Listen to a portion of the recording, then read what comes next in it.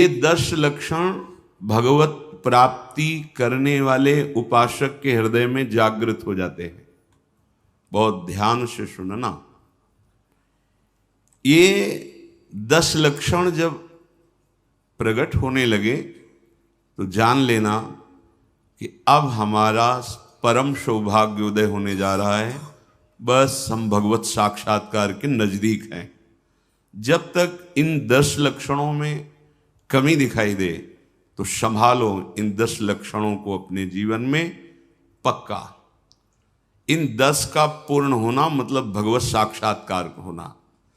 धृति क्षमा दमोस्तेयम शौचमिंद्री निग्रह धीर विद्या सत्यमक्रोधो दशकम धर्म लक्षणम। धृति सबसे पहला है। धृति किसी भी प्रकार का संकट, अपमान, विपरीतता, प्रतिकूलता, दुख आ जाए, पर जो हमने भगवत प्राप्ति का लक्ष्य लिया है, चाहे गृहस्थ हो या विरक्त हो, भगवत प्राप्ति का लक्ष्य लिया है, अब वो नहीं छूट सकता, चाहे कुछ भी हो जाए। पहला लक्षण स्वीकृति इसीलिए कहा है। बहुत जोर की बात है। खुली वस्तु रखी है, बिगड़ी जन्म अनेक की अब वहीं सुधरे आज हो ही राम को। यह स्वीकृति बहुत बड़ी बात है। अपने लोग देहाभिमानी हैं तो क्रियाओं पर संतोष करते हैं, क्रियाओं पर विश्वास कर लेते हैं कि मैं एक कर रहा हूं, इसके फलस्वरूप ऐसा मिलेगा। लेकिन उस सब करने का फल होता है होना, और वो सत्संग से प्राप्त हो जाता है एक क्षण में। इसीलिए स्वर्ग सुख, मोक्ष सुख, फिर मर्त्यलोक के सुख की बात क्या, सत्संग के समान नहीं रखा गया। तात स्वर्ग अपवर्ग सुख धरी तुला एक अंग, तूलन ताहि सकल मिली जो सुख लव सत्संग। स्वीकृति बहुत जोर की बात है। पहला है धृति। धृति माने किसी भी प्रकार का कोई भी अपमान, तिरस्कार, निंदा, परिस्थिति, विपरीतता आपके मार्ग में आवे पर आपकी स्वीकृति पे अंतर नहीं होना चाहिए। इसे धृति कहते हैं। धृति ये बहुत आवश्यक है भगवत मार्ग के पथिक को। जो स्वीकृति की हुई है उस पे कोई विक्षेप नहीं पड़ना चाहिए। जो होना सो हो जाए, स्वीकृति नहीं बदलनी चाहिए। बस तुम्हारा ये था माम प्रपद्यन्ते तास तथैव भजाम्य हम। कोई भी परिस्थिति, कोई भी विपरीतता, कोई भी अपमान हमारी स्वीकृति में अंतर नहीं डाल सकता। मृत्यु स्वीकार करना अच्छा है, पर स्वीकृति पे अंतर नहीं आना चाहिए। वही स्वीकृति भगवत प्राप्ति करा देगी। गोस्वामी जी बाद में सब बातें कह रहे, पहले कह रहे बिगड़ी जन्म अनेक की अब वहीं सुधरे आज। हमारी धृति इतनी कमजोर है कि प्रतिकूलता के आभास मात्र में हम छोड़ देते हैं। प्रतिकूलता तो है ही नहीं, प्रतिकूलता के आभास, शायद प्रतिकूलता आ जाए, इससे हम भाग पड़ते हैं। ये कायरों का मार्ग नहीं है भगवत प्राप्ति। अज्ञान को छोड़िए। क्या तुम प्रभु को छोड़ दोगे तो दुखों से बच जाओगे क्या? जो कछ लिखा लिलाट दुख सुख देह संग, भुगते गो जहां जाएगो या सिद्धांत अभंग। या सिद्धांत अभंग तजत क्यों धीरज प्राणी। यही धृति।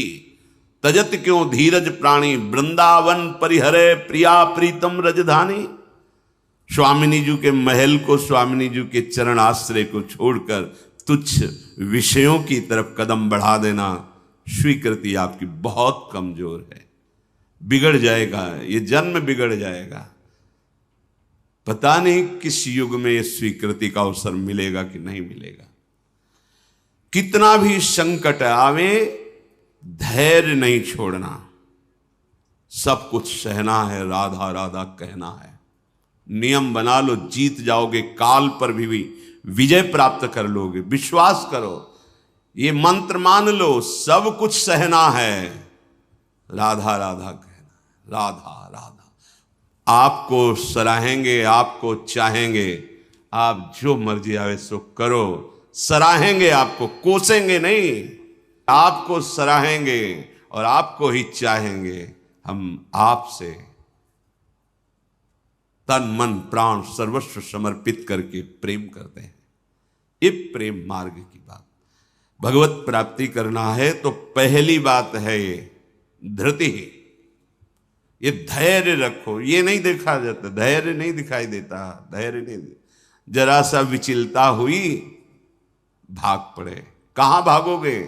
जिधर भाग के जा रहे उधर तो विचलता का समुद्र है। यहां तो विचलता तुम्हें अविचल स्थिति प्रदान करने के लिए है। यहां का भय तुम्हें निर्भय पद प्रदान करने के लिए है। और इस भय को स्वीकार करके भाग रहे हो तो महाभयावह प्रवाह है संसार का, बहते चले जाओगे। अभय होए जो तुम्हें डेराई। धृति, जो धृतिवान है, लौकिक पारलौकिक सारी संपत्तियां उसके चरणों में झुकने लगती हैं। देख लो, शब्द पर ध्यान दो। जो धृतिवान है, धैर्यवान है, हर कष्ट सहता है, तो आगे जो मार्ग है बोले लौकिक और पारलौकिक सारी संपत्तियां उसके चरण चूमती हैं, क्योंकि वो धैर्यवान है। अगर धृति नहीं है तो परमार्थ का भेष भले हो, परमार्थ की स्थिति नहीं होगी। इसीलिए भगवान कपिल देव जी ने माता देवहूति जी से कहा, जो आसक्ति संसार के बंधन का कारण है, वही आसक्ति यदि महात्माओं के चरणों में हो जाए तो मोक्ष का खुला हुआ द्वार है। तो वो महात्मा कैसे होते? तो सबसे पहला शब्द था तितिक्षवः, मतलब महान सहनशील होते हैं संत जन। तितिक्षवः, यहां धृति, ऐसा धैर्य कि कोई भी विचलित ना कर सके। बहुत गंभीरता से, इसीलिए इसमें रुके हुए हैं। बहुत गंभीरता से पहला लक्षण है भगवत प्राप्ति का। जिसके अंदर ये 10 लक्षण आ गए तो भगवान प्रकाशित हो जाते हैं हृदय में, क्योंकि वही परम धर्म का स्वरूप है। भागवत धर्म में चलने वाले या कोई भी धर्म स्वीकार करें तो धृति जरूर आनी चाहिए। अगर धृति नहीं, आप पातिव्रत धर्म, एक पत्नी व्रत धर्म, जो जहां जिस धर्म में, तो उसको धैर्य धारण करना पड़ेगा। बिना धृति के धर्म का पालन नहीं होता। फिर ये तो परम धर्म, महाभागवत धर्म, प्रेम धर्म, इसमें तो कष्टों की परवाह करे तो योद्धा कैसा। अगर अनुकूलता, प्रशंसा, मान और सुख की चाह है तो परमार्थ का पथिक कैसा। अभी भ्रम में है वो। किसकी अनुकूलता? किसकी अनुकूलता? शरीर की। चाहे जितना अनुकूलता देते रहो, ये नष्ट होगा। इसकी अनुकूलता नहीं। श्री कृष्ण अनुकूल लें। श्री कृष्ण की अनुकूलता को देखो कि हमारे शरीर, मन, वाणी, चेष्टा प्रभु के अनुकूल हो। उसके लिए तुम धैर्यवान बनो। चाहे जितनी निंदा हो, अपमान हो, तिरस्कार हो, संकट आवे, विपत्ति आवे, परवाह नहीं। तो हर विपत्ति संपत्ति बन जाएगी। देख लेना, लिखा है कि जो धैर्यवान होकर परमार्थ में चलता है तो लौकिक और पारलौकिक सिद्धियां और सफलता उसके चरणों में आ जाती है। श्री राधा किंकरीणाम लुठति चरण यो रद्भुता सिद्ध कोटि, करोड़ों प्रकार के वैभव सिद्धियां उसके चरण दास्ता में आ जाती, हाथ जोड़े खड़ी रहती हैं जब सेवा की आज्ञा हो। दूसरी बात है, दूसरा लक्षण है क्षमा। अपने साथ कोई बुराई कर रहा है, भगवत प्राप्ति करनी तो संसारिक आदमी इन बातों को समझ भी नहीं सकता, क्योंकि उसका उद्देश्य अंतःकरण धर्म में अहम ममत्व स्थापित करके भोगों को भोगना और उसी में सुखी होना है। अभी अज्ञान है, वो नहीं समझ रहा। ये परमार्थ के पथिक की बात है। क्षमा, ये इसलिए बोला, वो सामने वाला हमको ऐसा बोलता है, हम चुप रहेंगे। कैसे चुप रह सकते हैं? सामने वाला कौन है? अगर तुम संसारी हो तो संसार है, और परमार्थिक हो तो तुम्हारा आराध्य देव है। तुम्हारी वही तत्व दृष्टि होनी चाहिए जिसकी प्राप्ति के लिए निकले हो। कब करोगे, किस जन्म में करोगे? अभी इसी क्षण से अभ्यास शुरू करो।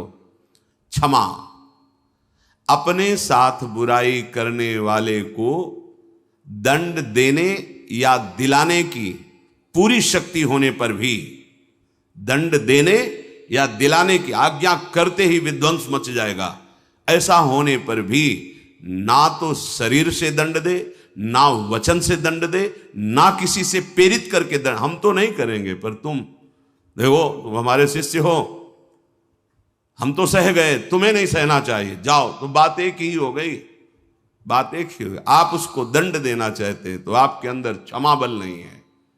करत जे अनशहन निंदक तिनहु पे अनुग्रह। ना इस लोक में तुम्हें दंड मिलेगा और ना परलोक में दंड मिलेगा। मेरे अपमान, मेरे निरादर, मेरी निंदा, मेरे तिरस्कार का तुम्हें कहीं दंड ना मिले। तुम्हारी बुद्धि शुद्ध हो, स्वस्थ रहो और भगवान प्रसन्न हो।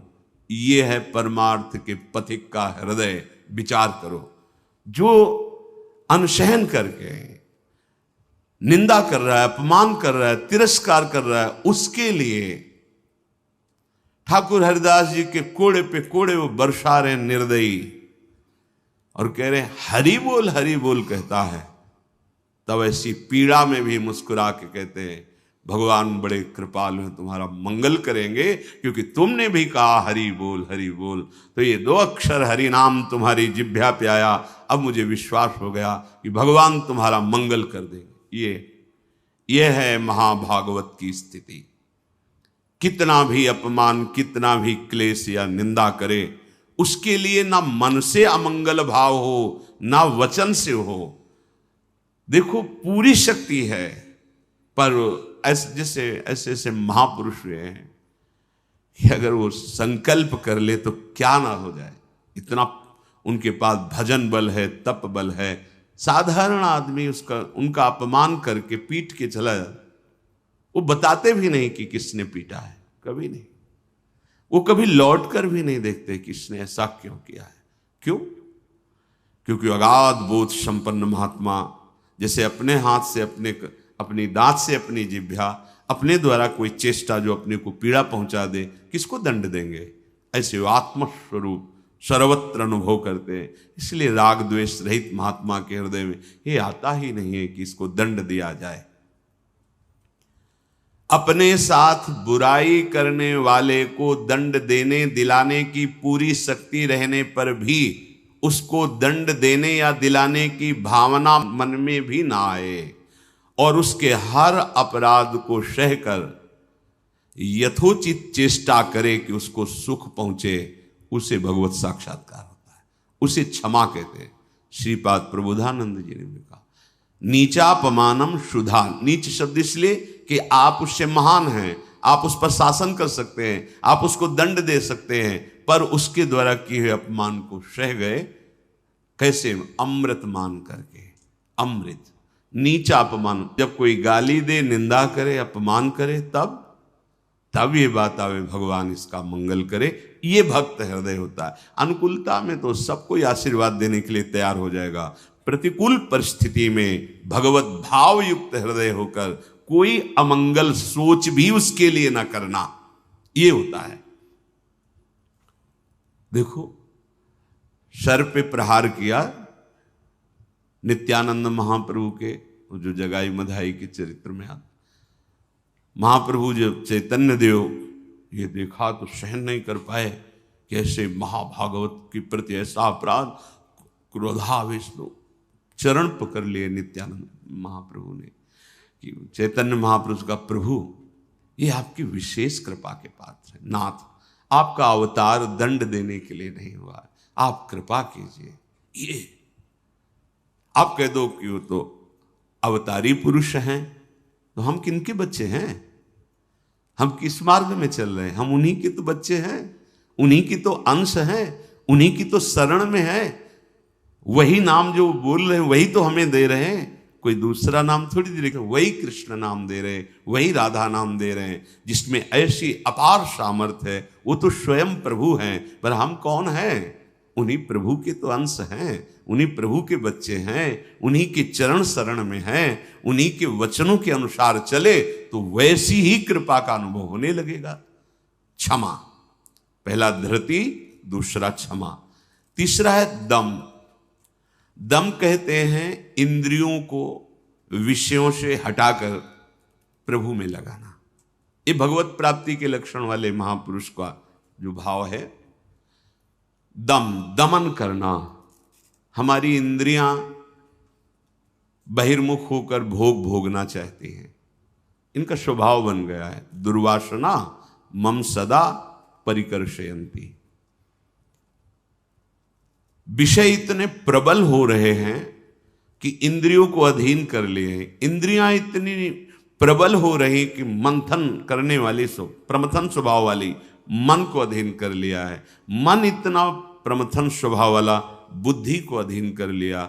अब बुद्धि विषय में सुख मान करके सब छूट दिए हैं, तो इंद्रियां मन विषयों में विचरण कर रहे हैं। जो भगवत प्राप्ति करने की लालसा वाला उपासक है वो दम रूपी सद्गुण से युक्त होता है। दम अर्थात दमन करना, इंद्रियों का दमन करना। थोड़ा कठिन है। कामा संजायते क्रोधा, क्रोधा स्मृति विभ्रमा। जब हमारी कामना बन जाती है कि ये मैं भोग भोगूं और उसमें बाधा पड़ती तो क्रोध आ जाता है। बस ये कामना संकल्प न बनने पावे तो बहुत जल्दी निवृत्त हो जाएंगे। संकल्प बनने का समय हम देते हैं। जब कोई भी इंद्री का विषय आकर्षित होता है तो मन उसको विस्तार से सुख का, भोगा हुआ सुख या सुना हुआ या दृश्य में आया हुआ भोगने की लालसा, और आप अपने भगवत विस्मरण कर दिए और उसमें तन्मय हुए, संकल्प बना, गड़बड़ हो गया। अब परमार्थ से भ्रष्ट कर देगा। आज नहीं तो कल, क्रिया बने ना बने, भ्रष्ट कर देगा। संकल्प ही न बनने पाए। संकल्प बनने की छूट कब देते हैं? जिस समय हम ये भूल जाते हैं कि हमारा लक्ष्य भगवत प्राप्ति है। हम भोगों में सुख बुद्धि करके भगवान से विमुख वृत्ति के द्वारा संकल्प बना लेते हैं धैर्य से। जब हमको ये पता है कि इन भोगों में सुख नहीं, सुख तो सुख सिंधु प्रभु के नाम रूप में है, तो संकल्प कैसे बन गया? भगवत विमुखता के कारण संकल्प। वो क्षण भगवत विमुख हुआ, वो समय भगवत विमुख में जा रहा है, इसलिए आपका संकल्प बन रहा है। अगर नाम जप कर रहे हैं आप और आपका लक्ष्य है कि मुझे प्रभु के चरणारविंद की प्राप्ति करनी, तो आप इंद्रियों का दमन स्वाभाविक कर लेंगे। बहुत सरलता सहजता से इंद्रियों का दमन हो जाता है। हमारी स्वीकृति ठीक नहीं है, इसलिए जैसे एक दिन एकांतिक में चर्चा हुई थी, आप वैष्णव हैं, आप भगवत दासत्व के चिन्हों से युक्त हैं, आप भगवत प्राप्ति का मार्ग स्वीकार किए हो, चाहे गृहस्थ हो चाहे विरक्त। अब आपके सामने मांस परोसा जाए, आप खाएंगे? बिल्कुल ना, अंदर से ना बाहर से चेष्टा ही नहीं होगी। क्यों? क्योंकि आपकी स्वीकृति नहीं है। ठीक है, मदिरा ना अंदर से ना बाहर से स्फुरण ही नहीं होगा उसको पाने का। क्यों? आपके अंदर स्वीकृति ही नहीं। लेकिन बेविचार, मैथुन, गंदी बात, क्या आपकी ऐसी स्वीकृति है जैसे मदिरा और मांस के प्रति है तो उसी पंक्ति में, पर आपने इसके लिए स्वीकृति छोड़ दी, आपने इसकी गुंजाइश रख ली। अब आप गिर जाएंगे, आपकी इंद्रियां आपको गिरा देंगे। दूसरे की जरूरत नहीं, आपका मन ही आपको परेशान कर देगा, भ्रष्ट कर देगा। क्या आपकी ऐसी स्वीकृति है? और है तो आप बोलो, आपके सामने मांस परोसा जाए, मदिरा रखी जाए, तो क्या अंदर से स्फुरण होगा? स्फुरण ही नहीं होगा। आप देख लो ना, स्फुरण ही नहीं होगा और आपकी भौं चढ़ जाएगी। आपको पता नहीं आप ये क्या, या तो उठ के चल देंगे, बिल्कुल संभाषण भी नहीं करेंगे। ऐसा ही जो शास्त्र विरुद्ध आचरण है, सबके प्रति क्यों नहीं हो रहा? जो हमारे शास्त्रों में भगवत प्राप्ति के विरुद्ध आचरण बताए गए, आप उनको एक लाइन में ही बताया गया है। आप उन शब्दों में दो को तो मान लिए, त्याज्य, स्वीकृति ही नहीं उनके प्रति कि हम वैष्णव हैं, भगवत दास हैं। तो फिर व्यभिचार, मैथुन, ये गंदी चेष्टाएं, इसको उस पंक्ति में क्यों आप स्वीकृति में रख लिए? आपने स्वीकृति की है, और यदि आपकी स्वीकृति वैसे है तो आप बोलो कैसे हो सकता है वो दो बातें जो बोली, कैसे आप स्वीकार नहीं कर सकते। प्रार्थना करने पर, एकांत में मिलने पर भी आप उन वस्तुओं का सेवन नहीं करेंगे क्योंकि आपकी स्वीकृति नहीं। ऐसे ही स्वीकृति आपकी भगवत प्राप्ति की है तो उसमें बाधक है, फिर आप उस बाधक क्रिया को, बाधक चेष्टा को एकांत में क्यों करते हैं, अपना नाश क्यों करते हैं। ये इंद्रियां और मन मिलकर आपको स्वरूप विस्मृति के गर्त में डालती जा रही। जितना भोगों में सुख का अनुभव करोगे उतने ही आत्मस्वरूप की विस्मृति के गर्त में चले जाओगे। भगवत विस्मृति, कामः संजायते क्रोधा, क्रोधा स्मृति विभ्रमा, स्मृति भ्रंशात् बुद्धिनाशो, बुद्धिनाशात् प्रणश्यति। भगवत प्राप्ति के लिए दमन करना सीखे इंद्रियों का। श्री हरिवंश नाम बल लहों, अपने मन भाई सब कहों, रहों शरण हरिवंश की। भगवत शरणागति और नाम जब दमन कर सकते हो इंद्रियों का, संकल्प बन जाएगा तो फिर बहुत मुश्किल पड़ेगा क्योंकि क्रोध प्रकट हो जाएगा। जिस इंद्री के संयोग सुख में आप तन्मय हो रहे हो, उस इंद्रिय सुख में बाधा पड़ेगी तो आपके अंदर राक्षसी भाव जागृत हो जाएगा। आप कुछ भी कर सकते हो, उस समय मन आपको अपने अधीन किए, आप राक्षसी बुद्धि से युक्त हो जाओगे। बहुत सावधान। दम, पहले ही हमारा निश्चय है भगवत प्राप्ति, हम प्रभु से मिलने के लिए चले, तो जो प्रभु के भाव में डूबे हुए महापुरुष जनों ने निषेध किया, ये नहीं, उसको बिल्कुल वैसे ही देखो जैसे और निषेध पदार्थ हैं। दम शब्द से है इंद्रियों का निग्रह, पर इंद्रियों का निग्रह होता है मन के द्वारा, और मन इंद्री दोनों मिल मना खष्टान इंद्रियाणि प्रकृति स्थान कर सेती, तो बची बुद्धि। अब बुद्धि शुद्ध हो तो मन पर अंकुश लगावे, लगाम खींचे तो इंद्री रूपे घोड़े सहज मार्ग में आ जाएं। सहज मार्ग है भगवत मार्ग, विषम मार्ग है संसार मार्ग। बहुत सावधान। और बुद्धि तभी शुद्ध रहेगी जब हर क्षण प्रभु का स्मरण करेगी। भगवान से वियोग प्राप्त हुई बुद्धि, वियोग माने भगवान से विलग हुई बुद्धि शासन नहीं कर सकती मन और इंद्रियों पर, और भगवान से योग को प्राप्त हुई बुद्धि इनको अपने शासन में रखेगी। तो बुद्धि योग कैसे बने, तो तेसाम सतत युक्तानाम भजताम प्रीति पूर्वकम तो ददामि बुद्धि योगम तम येन माम उपयांति ते। श्री भगवान के वचन। अगर तुम सतत भजन कर रहे हो तो बुद्धि भगवान से युक्त हो जाएगी, भगवान में तन्मय हो जाएगी, इतनी सामर्थ्यशाली हो जाएगी, जहां चाहेगी वहीं रथ को खड़ा कर देगी।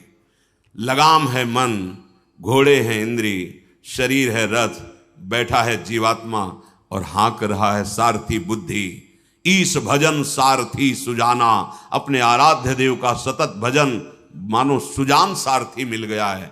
अब मन रूपी लगाम को शासन में, तो घोड़े अपने आप सही मार्ग में। इंद्रियों का दमन अर्थात मन का निग्रह, अर्थात बुद्धि का परमात्मा में निरंतर जुड़े रहना। निश्चय में भजन होना चाहिए, बुद्धि कार्य निश्चय, भजन न छूटे। जीत गए आप तीसरे गुण दम को प्राप्त हो गए। चौथा अस्तेय, चोरी का स्वभाव ना होना।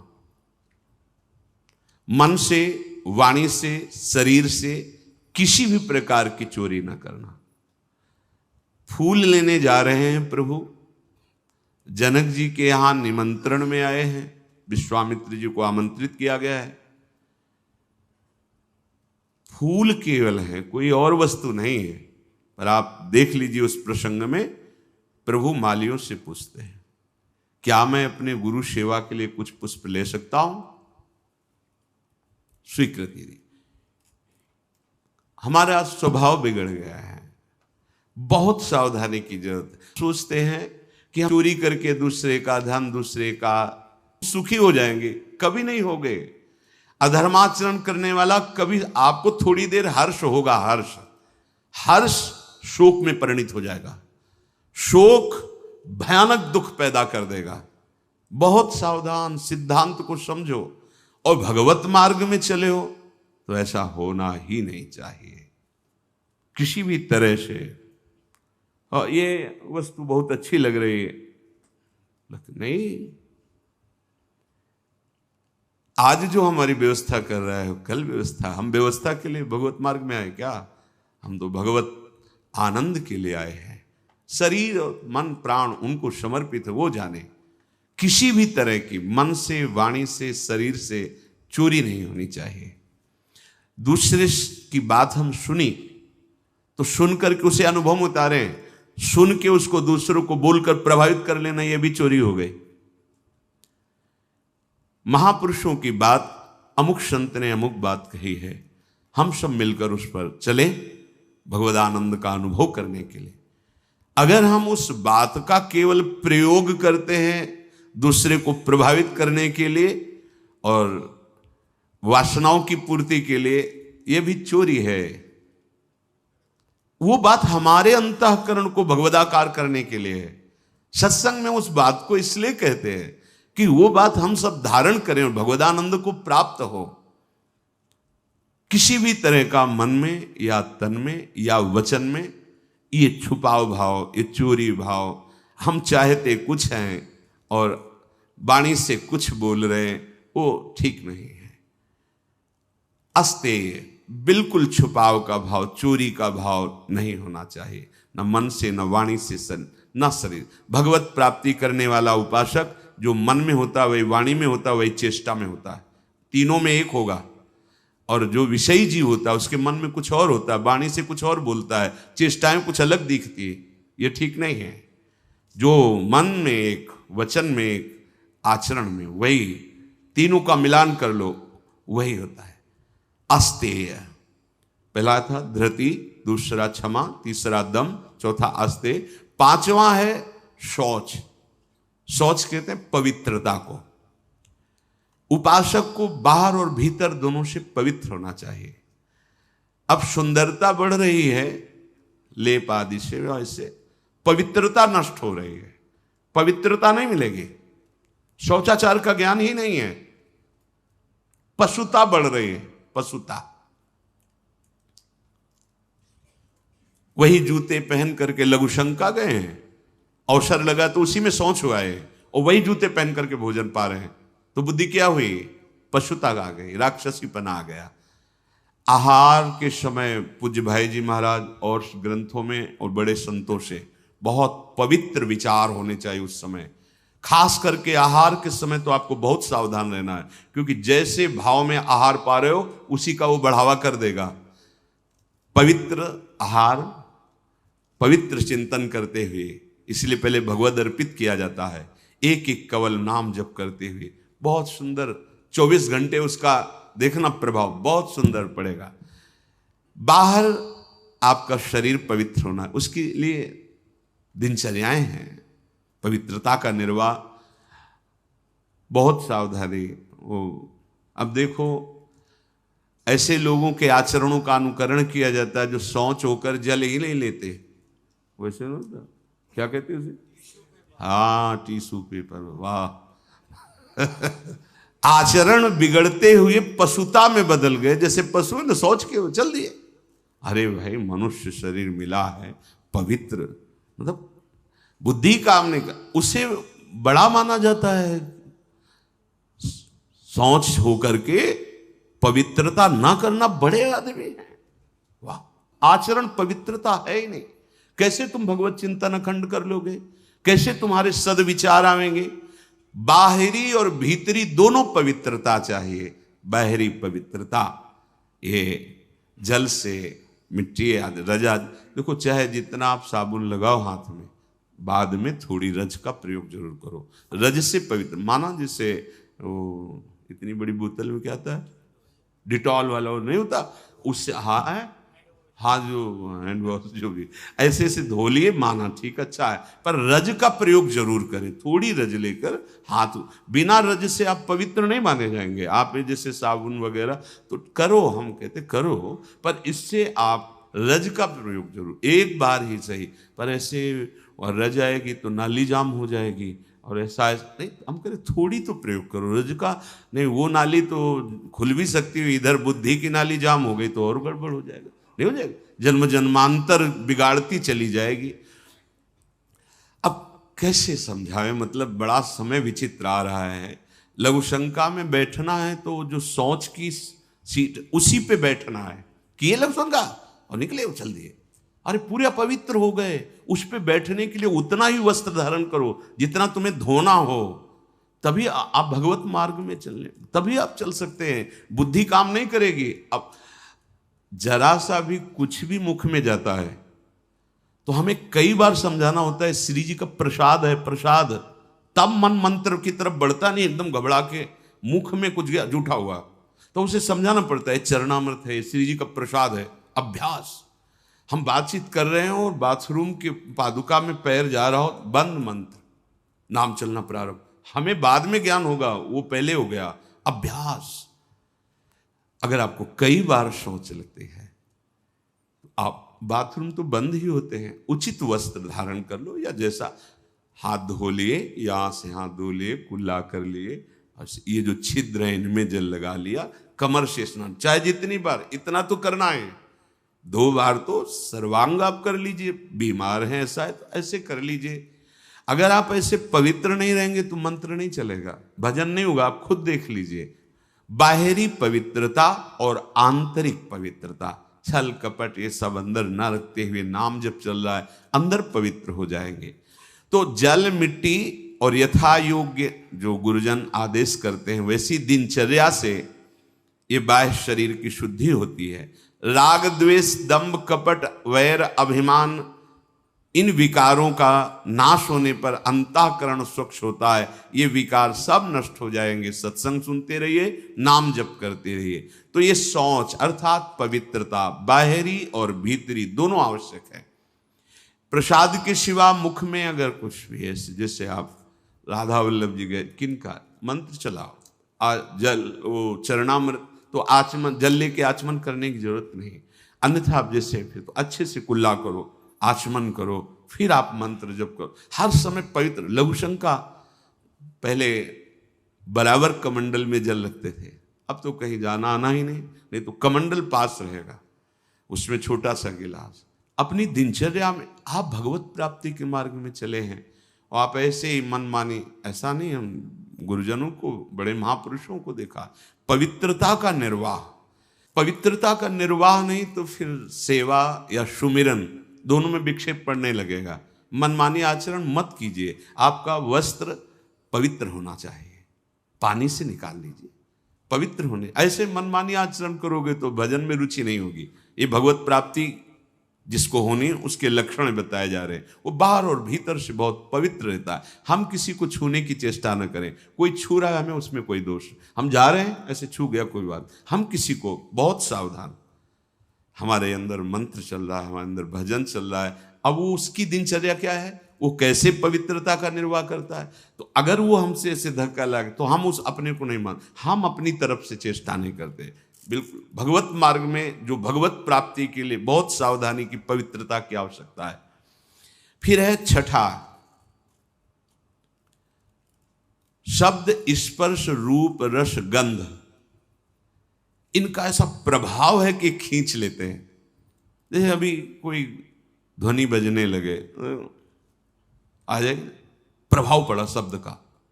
अभी कोई चीख दे, ऐसे शब्द का प्रभाव पड़ा ना, ऐसे रूप का प्रभाव पड़ता है, ऐसे रस का प्रभाव पड़ता है, गंध का प्रभाव पड़ता है, स्पर्श का प्रभाव पड़ता है। इसी प्रभाव को जीत ले जो, बस ये बात। हमारा जो नाम चल रहा है, अब कुछ भी गाए, कुछ भी बजाए, कुछ भी शोरगुल हो, उस पे अंतर नहीं पड़ना चाहिए। हम रूप आशिक हैं प्रियालाल के, आप कोई भी रूप हो, हम स्वादी हैं प्रियालाल के उच्छिष्ट के, अधरामृत के, जो उनका उच्छिष्टामृत भुक्त वही हुआ।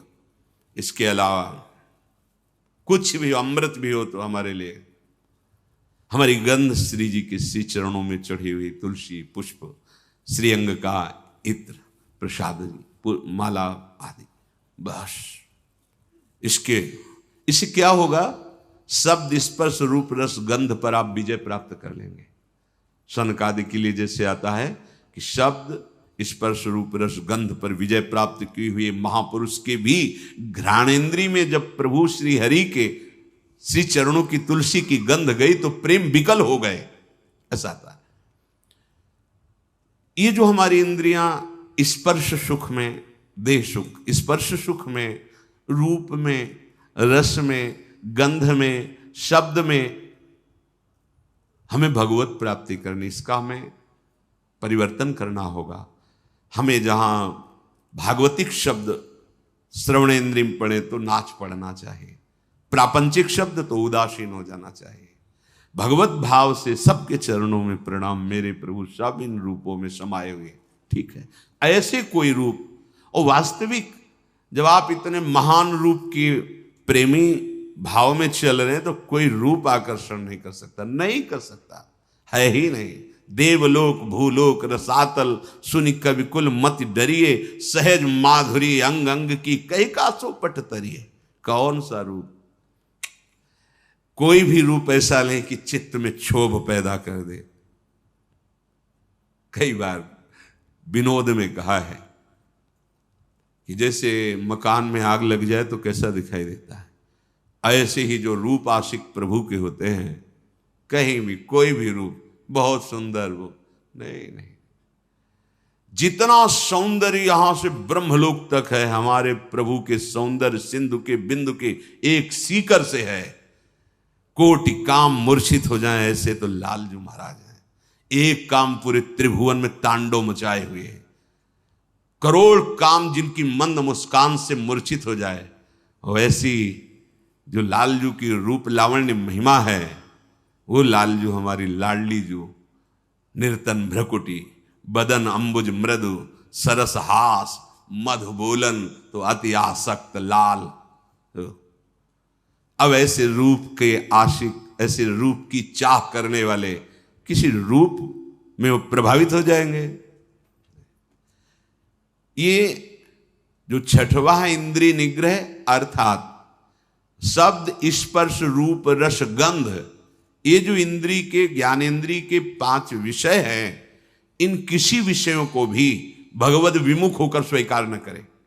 प्रभु से अर्पित है, जैसे विशेष विशेष गंध हैं, पर अगर प्रभु को अर्पित नहीं तो हमारी घ्राणेन्द्रिय उसे वो आ रही पर उसका महत्व नहीं है।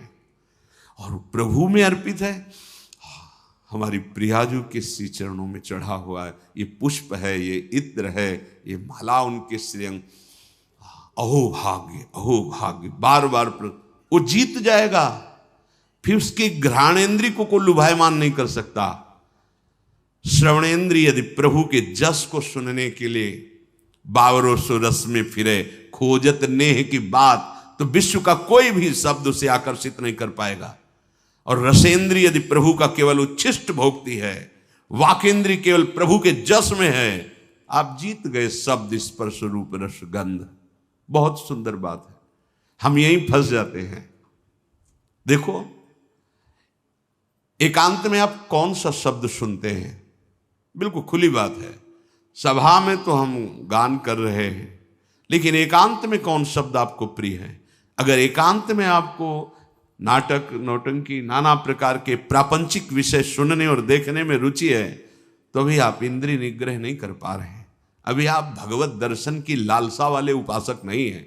समझिए, आपका लक्ष्य भगवत प्राप्ति है। आप अपने मन को समेट कर इंद्रियों सहित भगवान के चरणों में समर्पित करने की तैयारी कर लिए। आप कुछ नहीं, अब तो विश्वम्बर भगवान को समर्पित कर दो। पूरा विश्व वो देखे, आप उनको देखो, आप उनके चरणों का चिंतन करो। ये जो भगवत प्राप्ति के लक्षण की बात है, ये जन साधारण नहीं समझ सकते, इसलिए सावधान करके कह रहे हैं। आपका लक्ष्य बन गया भगवत प्राप्ति, तो आप ऐसे शब्द ना सुने जो आपके मन को खींच ले, ऐसे रूप को न देखें जो रूप राशि के दर्शन के लिए हृदय लालायित करना चाहते हैं हमारे मन को, हमारी इंद्रियों। ऐसा कोई रस, ऐसे कोई घ्राणेन्द्रिय का विषय, ऐसा कोई स्पर्श जो आपको भ्रष्ट कर दे अपने मार्ग से, सावधान। पर जो भगवत प्राप्ति की लालसा वाला होता है, वो शब्द स्पर्श रूप रस गंध इस पर विजय प्राप्त किए होता है या विजय प्राप्त करना चाहता है। सातवां धी है। धी अर्थात बुद्धि। आपका आहार सात्विक होगा, संग सात्विक होगा, शास्त्र सात्विक होंगे, वार्ता सात्विक होगी, तो आपकी बुद्धि भी सात्विक हो जाएगी। जो रोज सत्संग सुनता है, सत शास्त्रों का अध्ययन करता है और प्रभु का नाम जप करता है और विचारवान है, विचारवान, वो बुद्धि भगवत प्राप्ति के योग्य हो जाती है। ध्यान दीजिए, जो रोज सत्संग सुनता है, सत शास्त्रों का स्वाध्याय करता है, भगवत भजन अर्थात नाम जप करता है और विचारवान है, कोई भी चेष्टा, कोई भी क्रिया बिना विचारे नहीं, विचार बिना विचारे जे करें चे पाछे पछताएं। हमें विचार करना है। ये जो हम सोच रहे हैं, जो हम करने जा रहे हैं, शास्त्र सम्मत है? नहीं, तो फिर नहीं। जिसमें निरंतर प्रभु में मन लगाने के सहयोग हो, ऐसा बुद्धि निश्चय करने वाली, वो भगवत प्राप्ति की योग्य हो जाती है। हमें वही सुनना है, वही देखना है, वही बोलना है, वही चेष्टा करनी, जिससे हमारा भजन बढ़े, भजन सुरक्षित रहे, भजन पच जाए। ये सारा क्षेत्र बुद्धि का है। बुद्धि में विवेक है, वो बढ़ाएगी भजन, बचाएगी और पचा लेगी। जैसे भजन का भी अपच होता है, मैं इतना इतना, तो आगे दिखाएगी, देखो वो महापुरुष, इतना भजन, इतने दैन्य, धिक्कार है हमारे जीवन को, अभी उतना तो है नहीं, अहम ऊपर से आ रहा है, वो दबाती रहेगी, तो भजन पचता रहेगा। कौन सी बुद्धि? जो रोज सत्संग सुनती है, शास्त्र स्वाध्याय, नाम जप और विचारवान है, ऐसी बुद्धि भगवत प्राप्ति की योग्य हो, अर्थात निश्चय। अगर बुद्धि विषयों में लगी हुई है, धन संपत्ति मान को श्रेष्ठ मानती है, तो ये निश्चय ही नहीं कर पाएगी कि परमात्मा प्राप्ति करना है। भोगेश्वर प्रसक्ता नाम तया प्रहत चेतसाम व्यवसायत्मिका बुद्धि समाधौ न विधीयते।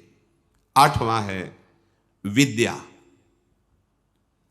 जैसे प्रश्न आता है कि जब भजन मार्ग में चलना है तो पढ़ना लिखना सब व्यर्थ ही है, क्यों पढ़े लिखे?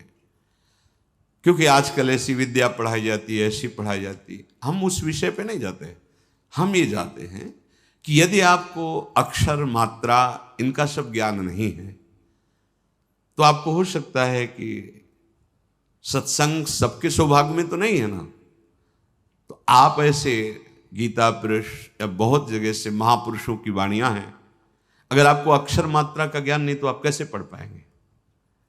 अगर आपको ये लौकिक विद्या जो काखा गगा है, इसमें ब्रह्म विराजमान है। कई बार ये वार्ता हुई कि जैसे भगवान कण कण में विराजमान है, ऐसे हर अक्षर में विराजमान है। आ ब्रह्म का स्वरूप माना गया है। का, खा, गा, घा, आ निकलता है ना, ज्ञा तक निकलता है। आप जो विद्या पढ़ रहे हैं साक्षात ब्रह्म स्वरूप है।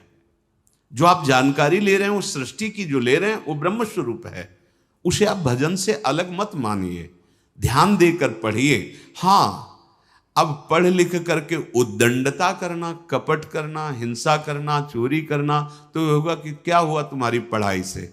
आप विद्या से, जैसे विद्या विनयम ददाति, विनम्र होता है, गंभीर होता है, बुद्धि उसकी निर्णायक होती है, प्रवीण होती है। पर यदि भ्रष्ट आचरण करोगे तो वही विद्या अविद्या का रूप धारण कर लेगी। तो विद्या निषेध नहीं है, अविद्या निषेध है। आप खूब अच्छे से पढ़िए, आप खूब पदाधिकारी बनिए, समाज की सेवा करिए, आप जानकारी लीजिए, ये जगत भगवत स्वरूप है। अगर आप अभी से प्रमाद कर लिए तो भजन में स्थिति है नहीं। हम देखते हैं जो बच्चे पढ़े लिखे हैं ना, एक बार समझा दो तो कदम सोच समझ के रखते हैं। हाँ, हम ये कहते हैं यदि ऐसी रति है कि राधा राधा राधा राधा राधा सत्संग और नाम जप करते हुए आप, तो सच्ची मानिए सब शास्त्रों का ज्ञान अपने आप हो जाएगा।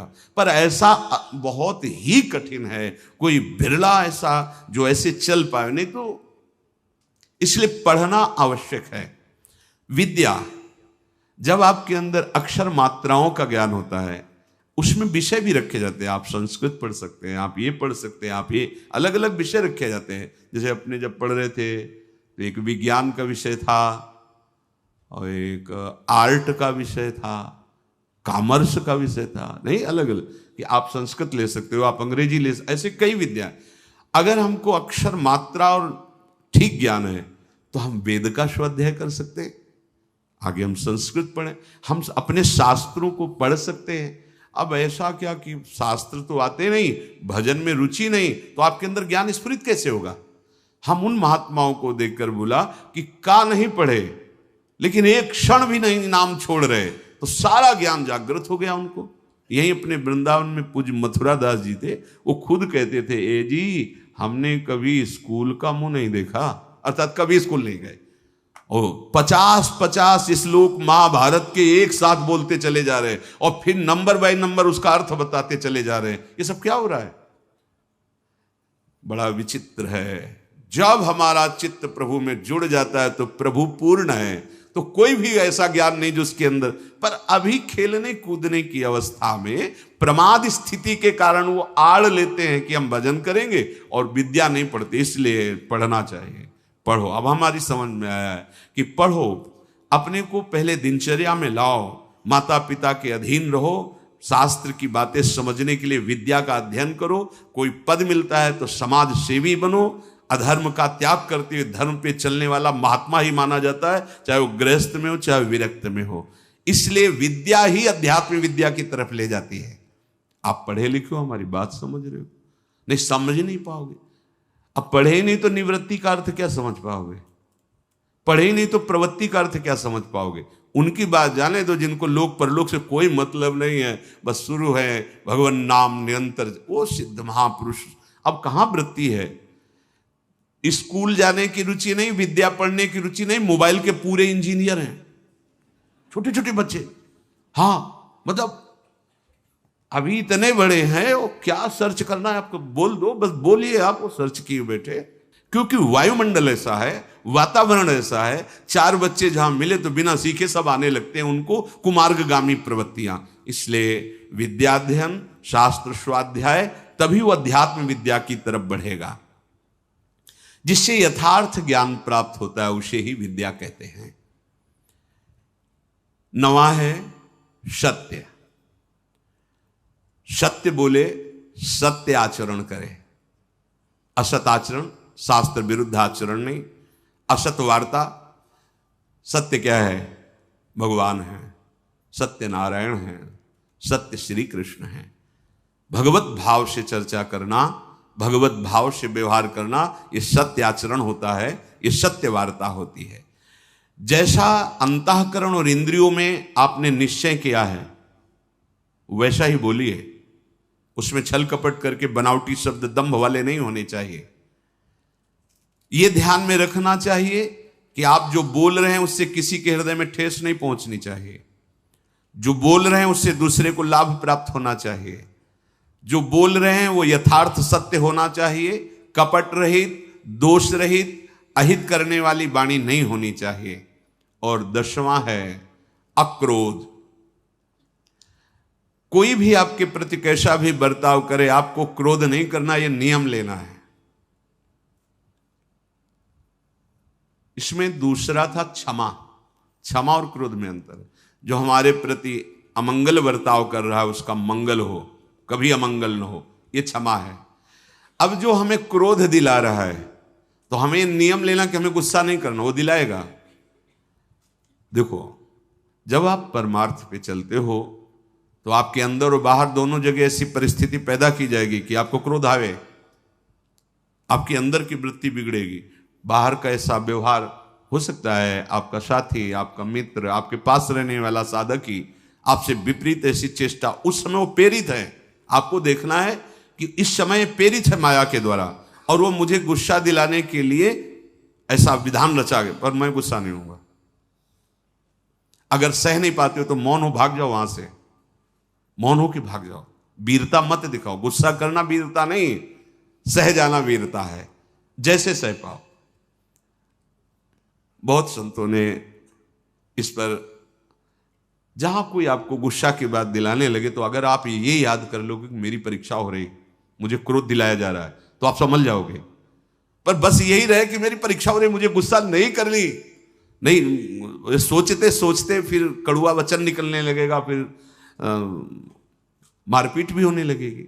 पर सोचो अपने साधुओं के साधक होके एक दूसरे को गाली दे रहे, लड़ रहे, ये कोई साधुता है? ये कोई मार्ग? अक्रोध, क्रोध नहीं करना। नियम लेना पड़ेगा ना कि क्रोध नहीं करना, वो दिलाएंगे क्रोध। बड़े विचित्र विचित्र लीलाएं होती। 100 बार थूका, क्रोध नहीं आया, ऊपर से थूका। तो उन्होंने यही कहा कि आपकी तो बड़ी कृपा हुई जो एक दिन में 100 बार मुझे गंगा स्नान करने को मिला, 100 बार हमें स्नान करने का सौभाग्य मिला। ये हो सकता है हमारे साथ व्यवहार ऐसा हो कि जिससे हमें क्रोध आवे, तो हमें तुरंत सोचना है, तुरंत वही सोच सकता है जो साधक है, ये मेरी परीक्षा आई है, नहीं मुझे गुस्सा नहीं कर, राधा राधा राधा राधा राधा राधा राधा, भैया राधा, बढ़ो आगे बढ़ो, गुस्सा नहीं कर रही। अक्रोध, अपनी कोई बुराई करके, अपना कोई प्रतिकूल व्यवहार करके क्रोध दिलाना चाहता है। आप अक्रोध, आपको गुस्सा नहीं करनी। क्षमा में और अक्रोध में अंतर है। हम गुस्सा नहीं करेंगे, पर क्षमा उसको मंगल मनाएगी, उसके प्रति कोई प्रतिकूल व्यवहार नहीं होगा और उसका मंगल होगा। मन वचन कर्म से इसको, हमारे प्रति जो अपकार किया, कभी इसको दंड ना मिले, ना भगवान दंड देना या लोक में दंड, उसे क्षमावान कहते हैं। बहुत बड़ा बल है ये साधु का, इसीलिए दूसरे नंबर पे है क्षमा। ये जो क्रोध है वो हमें दिलाने की चेष्टा कर रहा है, हम उसका मंगल भी मनाने वाला विषय नहीं। अब हमें इसमें सावधान रहना, गुस्सा नहीं होना। देख लो, आज नियम लियो लोगे, शाम तक कोई ना कोई ऐसा आपको गुस्सा बाहर से नहीं अंदर से आ जाए। परसों मिला था ना, उसने अब जलने लगे, गुस्सा आने लगी, परसों की बात या वर्षों की बात, मन है वो लाएगा अभी। अच्छा ऐसा मतलब, तो हमको क्या समझ रखा है भगवान, मतलब वो मना, गुस्सा आ रही ना, देखो इतना तो विलंब न करो, तो दंड दो जिसे 4 लोग देखे ना कि वैष्णव अपराध का क्या मतलब होता है। कहां गए, उसी समय अंदर वाली वृत्ति करो, नहीं मुझे गुस्सा नहीं होना, मुझे किसी का मंगल नहीं मनाना, क्योंकि मुझे भगवत प्राप्ति करनी। क्षमा और अक्रोध दोनों में भेद यही है। जो कुछ होता है मन में या बाहरी व्यवहार में, हमको उसे सहना है, क्रोध नहीं करना है। ये जो 10 प्रकार के लक्षण बताए गए, उपासक सावधानी पूर्वक इनको धारण करे। अगर ये लक्षण है तो भगवत प्राप्ति निश्चित है। पुनः पहला है धृति, अर्थात हम ऐसी स्वीकृति में रहें कि कोई भी परिस्थिति हमारी स्वीकृति को न नष्ट कर पावे। हमारा लक्ष्य है निरंतर भजन, हमारी स्वीकृति ऐसी जन्म में भगवत प्राप्ति। दूसरा क्षमा, कोई कितना भी हमारे साथ व्यवहार, हम अंदर से उसका अमंगल नहीं होने, तो आप कहोगे ऐसा कैसे, वहां भगवान बैठे, सच्ची मानना। आपको लगता है वो तो अमंगल करता चला जाएगा, नहीं, तुम्हारी क्षमा सांप से भी बढ़कर उसको शासित करेगी। उमा क्षमा सांप होते भारी, अपने कर्म जाय अपकारी। अगर आप लड़ गए, आप ऐसे कटु वचन बोल रहे हैं, तो शायद उसका सुधार ना हो, लेकिन आप सह गए तो ये क्षमा जा करके उसको जो दंड देगी वो सुधार पे आए, उसका मंगल नहीं होगा, और उसको ऐसी जलन, ऐसी दंड स्थिति देगी कि वो सुधर करके मार्ग में चलने लगेगा। तीसरा दम, इंद्रियों का, मन का दमन करना, और ये बुद्धि से होता है। जब नाम जप करोगे, बुद्धि योग बना रहेगा, तो मन का भी दमन होगा, इंद्रियों का भी दमन होगा। आस्ते मन वाणी शरीर से किसी भी प्रकार की चोरी ना करना। ये जो लोभ प्रवृत्ति है बहुत सूक्ष्म होती है, बहुत सूक्ष्म होती है। इसको न शरीर से, न मन से, न वाणी से, किसी भी तरह से हमें चोरी नहीं करनी। शौच बाहर और भीतर से पवित्र रहने की चेष्टा करनी है। छठवां इंद्रिय निग्रह, अर्थात शब्द, स्पर्श, रूप, रस, गंध, ये हमें परास्त न कर पावे जो माया जनित है। सातवां धी, अर्थात सत्संग के द्वारा, शास्त्र स्वाध्याय के द्वारा, नाम जप के द्वारा, विचार के द्वारा हम अपनी बुद्धि को प्रभु से जोड़े रहें। विद्या, वही जो अध्यात्म विद्या तक पहुंचा दे। नवा सत्य, यथार्थ, प्रिय, हितकर भाषण, और सत्य हैं प्रभु। अगर प्रभु को लेकर आप वार्ता करते हैं, प्रभु को लेकर के आप अपने कार्य करते हैं, तो सब भगवत स्वरूप हो जाते हैं। 10वां अक्रोध, किसी भी परिस्थिति में गुस्सा ना करना। अपने लोगों को रहता है कि गुस्सा से सुधार हो जाता है, मुझे लगता है कि नहीं होता। कि नहीं, जैसे हम गुस्सा करते हैं तो सब संभल जाते हैं, नहीं होता, क्योंकि वो आसुरी प्रवृत्ति है। आसुरी प्रवृत्ति से ना अपना मंगल होगा ना सामने वाले का। हाँ, भगवत भाव रखते हुए अगर वो नाटक है तो कोई बात नहीं। गुस्सा का एक नाटक भी होता है, वो ऐसे से ऐसा, पर अंदर ना जलन है, ना अंदर द्वेष है, ना घृणा है। ये आप देख लो। ऐसा नहीं कि भरपूर गुस्सा हो गए फिर इसके बाद सिद्धि दिखाई कि हम तो नाटक कर रहे थे। वो भगवान अंदर बैठे हैं और ये भगवत प्राप्ति की बात है। बिल्कुल उसके प्रति भगवत भाव है, बिल्कुल कोई जलन नहीं किसी तरह की, और किसी तरह की अभद्र वाणी नहीं है। और आप शासन, आप ऐसा नहीं करना चाहिए आपको, अगर आप ऐसा करते तो आप चलिए बाहर निकलिए, खड़े होइए। वो केवल सुधार के लिए माना जाएगा, जहां अंदर जलन नहीं हुई, अभद्र वाणी नहीं हुई और आपका भगवत भाव है। ये अक्रोध स्थिति में भी ऐसा आप बाहर दिखा सकते हैं, पर ये स्थिति छोटी मोटी नहीं है। इसलिए पहले हमें पूरा क्रोध धारण करना है, गुस्सा नहीं करें। हमें लगता है कि अगर हम किसी से प्रेम बर्ताव, तो माना वो अभद्र है, माना उसका दुष्ट स्वभाव है कि दब गया, लेकिन ये हमारा जो सत्य स्वभाव है अक्रोध, ये जब महापुरुष जन जो सम भाव में अक्रोध स्थिति में रहते थे तो कहा नहीं जाता कि सिंह और गाय एक घाट में पानी पीते थे। उसका प्रभाव होता था कि पशु पक्षियों में भी हिंसा वृत्ति, उनके अंदर क्रोध का आक्रोश होता, वो सब शांत हो जाता था, क्योंकि वो द्वेष रहित, दोष रहित अक्रोध स्थिति को प्राप्त महापुरुष हैं। तो उनका ऐसा प्रभाव है कि पशु भी उस समय वैर त्याग करके समभाव में स्थित रहते थे। प्रकृति पर उसका प्रभाव पड़ता है। इसलिए ये 10 लक्षण भगवत प्राप्ति के लिए अनिवार्य हैं। अब आगे जो चर्चा